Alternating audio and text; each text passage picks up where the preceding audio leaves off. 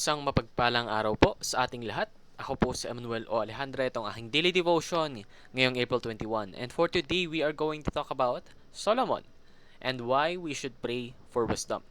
Now, to give a bit of context, we would read 1 Kings chapter 3 verses 5 to 13 na nagsasabing, At Gibeon, the Lord appeared to Solomon during the night in a dream. And God said, Ask for whatever you want me to give you.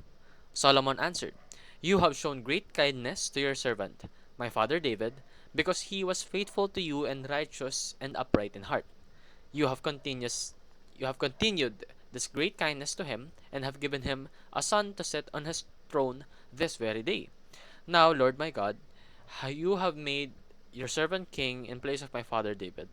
But I am only a little child and do not know how to carry out my duties. Your servant is here among the people you have chosen, a great people, too numerous to count or number. So give your servant a discerning heart to govern your people and to distinguish between right and wrong. For who is able to govern this great people of yours? The Lord was pleased that Solomon had asked for this. So God said to him, Since you have asked for this, and not for long life or wealth for yourself, nor have asked for the death of your enemies, but for discernment in administering justice, I will do what you have asked. I will give you a wise and discerning heart, so that there will never have been anyone like you, nor will there ever be. Moreover, I will give you what you have not asked for, both wealth and honor, so that in your lifetime you will have no equal among kings.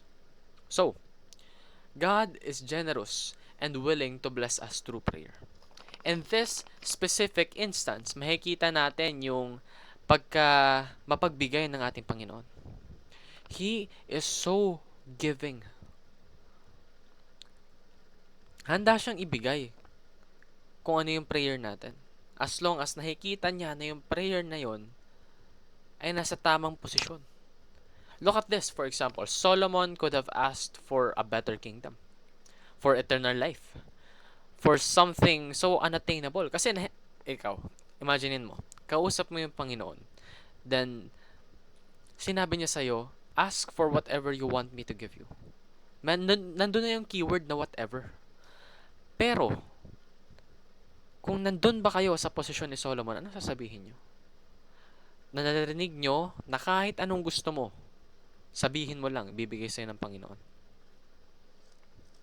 Hindi ba't karamihan sa atin, mag-iisip na ng sobrang ridiculous?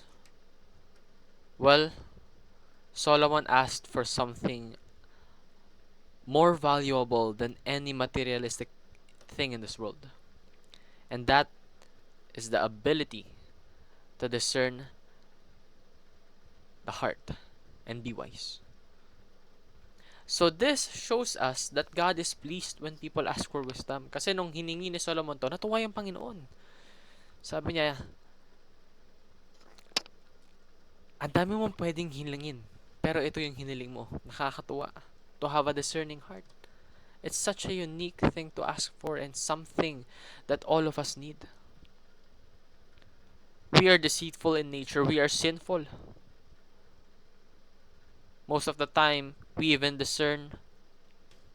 fail to discern ourselves na ginagawa na pala natin yung kamalian. So when we have wisdom and when we have a discerning heart, that is something na sinabi nga rito, in your lifetime, you will have no equal among kings. Dahil meron siyang ganun. God blesses wise people with many things they did not ask for. So, aside from the wisdom, God also granted Solomon wealth and honor.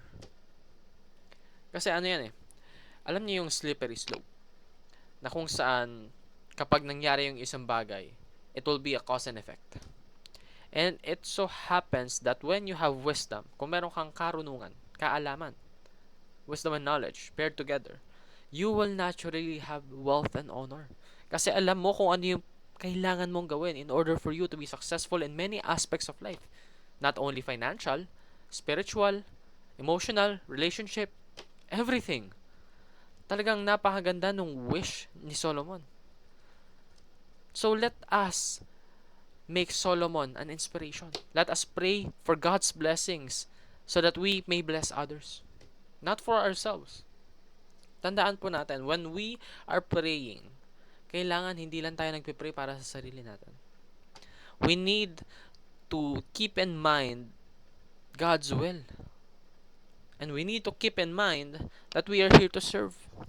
So kung yung prayer natin ay para lang sa sarili natin, then that's not a very powerful prayer. A very powerful prayer is a prayer that seeks God first. Pray for God's wisdom more than power and wealth. Because power and wealth, you can achieve that through the wisdom of God. So, ano pa ba yung makakapantay sa wisdom, yung karunungan ng ating Panginoon? Wala na. Lalong-lalo na yung karunungan ng ating Panginoong Hesukristo. Yun lamang po ang aking daily devotion. Maraming salamat sa pakikinig. Pagpalain po tayong lahat. Pray for wisdom and always give glory to God.